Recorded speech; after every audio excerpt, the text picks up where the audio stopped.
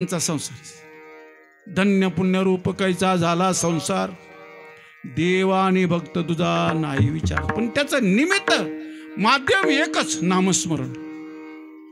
माझ्या तुकोबराने जिथं तपस्थली आहे भंडारा डोंगर, क्षत्र बनलं भंडारा डोंगर, क्षत्र बनला डोंगर। काय कारण त्याचं कारण अखंड भजनाचा हा परिणाम आहे। आजही अनेक सज्जन भजनाच्या माध्यमातून पवित्र तो देह वाणी पुण्यवंत, जो वदे अच्युत सर्व का जो भजन करतोय दादा, सकळ चिंतामणी शरीर जरी जाय अहंकार समूळाशा, निंदा हिंसा नाही कपट देह बुद्धी, निर्मळ स्फटिक जैसा। खरं सांगू, परमार्थात आलेल्या माणसाला लाभच लाभ आहे, पण त्या दिशेने केला पाहिजे। दादा, परमार्थ करणारा सज्जन खरं सांगू, त्याच्या हाडाचे दोष जातात, त्याच्या रक्ताचे दोष जातात, त्याचे अनुवंशिक दोष जातात। आणखी सांगू, बोलणं बदलतं, चालणं बदलतं, पाहणं बदलतं। आणखी सांगू, त्याचा प्रत्येक पॉइंट शीतल बनतो, शांत बनतो, पवित्र बनतो। काय लाभ आहे दादा? सगळं बिरबटलेलं जगत फक्त याच माध्यमातून पवित्र होणार आहे। पवित्रतेचा मार्ग एवढाच आहे, म्हणून मुखाने फक्त बसताना उठताना भगवत चिंतन करायचं। हरी बोला देता, हरी बोला घेता, उठता बैसता हरी बोला, हरी बोला, हरी बोला, नाही तरी अबोला, व्यर्थ गलबला करू नका।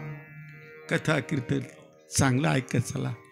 कथेचे लाभ तुकोबराय म्हणतात, भजन जर केलं, तुम्ही नामस्मरण केलं, माझ्या प्रभूचा आठवे देव तो करावा उपाव, येर तेजी वाव खटपट होई बा जागा, होई बा जागा, वावगा कागा शिनशील। दादा, देवाचा आठव कसा राहील? बस काम करीत जा, हाक मारीत जा, सर्वांचा संदेश हाच आहे। बस तुकोबराय म्हणतात, रामकंठी धरा लाभ, जेने चुके फेरा गर्भवास। पण या गोष्टी सर्वांना कराव्या वाटतात, पण भाग्यात पाहिजे बरं। माझी या सत्यवादाचे तप माऊली म्हणतात, वाचा केले बहुत कल्प, तया फळाची महादीप पातलो प्रभू। अनेक जन्म सत्यवाद करावा लागतो दावा। आणखी सांगू, जयाचे वाचे पुढा भोजे, अखंड नामनाच तसे माझे, जे जन्म सरस्र ओळगीजे एक वेळ मुखाशी यावया, बहुता सुकृताचे जोडे म्हणून विठ्ठली आवडी, तिळ तिळ पुण्य साचा पडे, तर या बहुता जन्मी दोडे, नाम तुझे वाचेशी आतुडे, समागम घडे संताचा। संत समागम माझ्या प्रभू चिंतन, आणि ही सर्वांना करावं वाटतं।